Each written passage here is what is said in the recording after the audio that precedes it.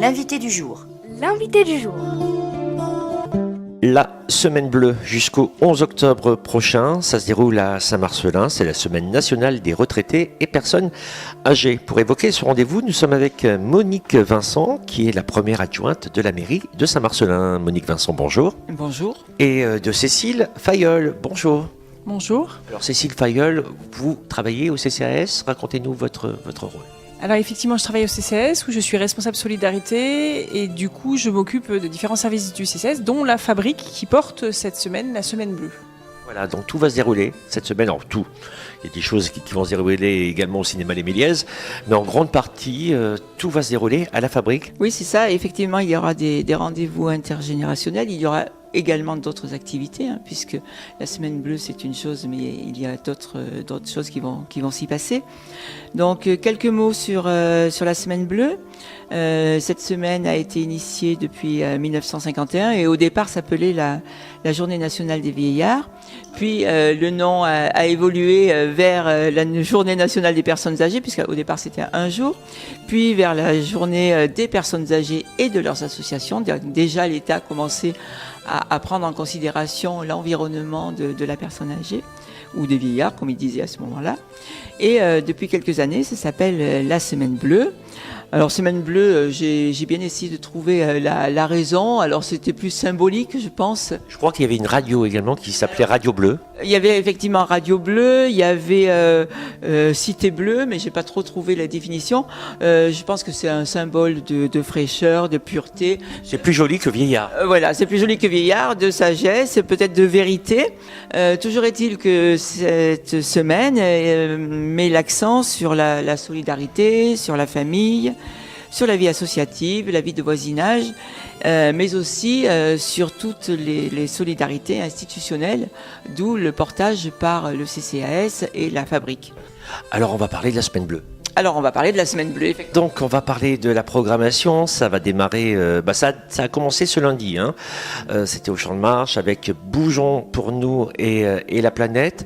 On met l'écologie, l'environnement également au cœur de cette semaine. Oui, alors effectivement, tous les 2 ans, le thème de la Semaine bleue change.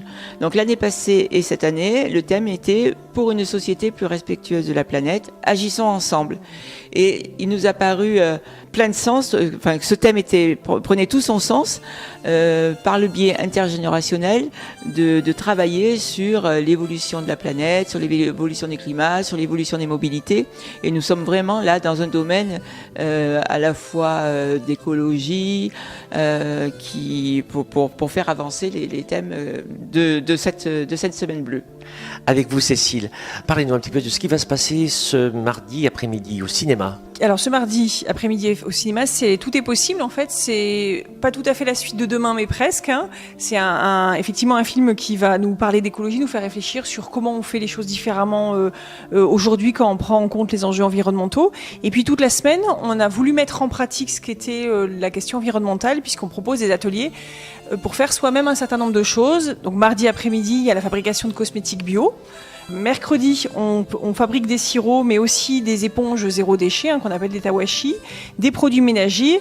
Et jeudi, on est plutôt sur un volet cuisine, de dire à un moment donné comment on peut manger sainement en utilisant des produits de saison et adaptés à tout âge et notamment aux seniors. Voilà, et avec vendredi, là, c'est un peu une semaine de clôture. On va être plutôt sur le champ et la culture générale.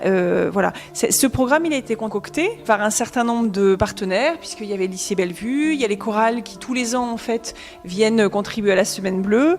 Il y a effectivement le TIC, il y a un certain nombre de partenaires qui sont là avec nous pour monter ces événements et ils ont été aussi concoctés par l'équipe de la fabrique, et notamment Valérie Gémont et Julie Huzel, qui se sont vraiment investis là-dedans pour que le programme soit à la fois adapté aux personnes âgées et à la fois adapté à la thématique. En sachant que cette semaine bleue, elle a une portée partenariale aussi, puisque nous avons reçu un financement du conseil départemental dans ce cadre-là. Oui, non, juste, je voulais compléter que toujours sur ce thème-là, nous mettons l'accent aussi, alors c'était lundi après-midi, sur la mobilité sur la commune, en mettant en avant le transport intercommunal collectif. Donc, je ne sais pas si vous connaissez un petit peu le principe. Hein. Donc, c'est un véhicule qui va entre les communes de Saint-Véran, Chattes, Saint-Marcellin, plusieurs fois par semaine, et les personnes peuvent le prendre comme ils le souhaitent. Il suffit d'acheter des tickets au CCAS. Et puis la mobilité, c'est également le vélo électrique. Donc lundi après-midi, nous avons mis l'accent sur ces différentes mobilités. Alors, une parenthèse, vous êtes à la recherche d'un chauffeur. Hein. D'ailleurs, nous passons une annonce sur la radio en ce moment. C'est-à-dire, pourquoi vous recherchez tout le temps? Parce que c'est du bénévolat, hein, je crois. Hein. Effectivement, dans le cadre du transport intercommunal, effectivement, les chauffeurs sont des chauffeurs bénévoles et du coup, ils s'engagent en fonction de leur disponibilité sur une ou plusieurs journées ou un certain nombre de temps. Et là, on a besoin de nouveaux chauffeurs pour faire vivre ce transport intercommunal. Donc pour les chauffeurs, c'est un moment aussi assez convivial. Et il y a des temps de réunion entre les chauffeurs pour savoir comment on travaille, comment on peut faire au mieux. Pour ne rien vous cacher, ce sont souvent des personnes retraitées. Parce qu'ils ont un peu de temps, parce qu'en fait le luxe des personnes retraitées, c'est d'avoir du temps. Et c'est aussi un lien social entre les chauffeurs. Alors parlez-nous un petit peu de l'évolution de ces journées. Alors, effectivement, au départ, c'était une journée, maintenant, c'est une semaine. Mais on peut estimer que depuis 70 ans maintenant, puisque c'était en 51, l'évolution de ces moments est consécutive à la durée de vie qui s'allonge, à l'âge de la retraite qui s'abaisse également. Les retraités sont un peu plus jeunes. Aujourd'hui, ça reste un peu relatif aussi au regard des difficultés actuelles financières. Mais la qualité de vie s'améliore, la santé s'améliore. Et donc, pour jeudi, cuisiner des produits de saison en fonction des besoins nutritionnels, ça nous a paru important puisque les personnes de plus de 60 ou 65 ans sont nombreuses sur la commune. Et la conférence avec une diététicienne bien manger pour bien vieillir prend tout son sens.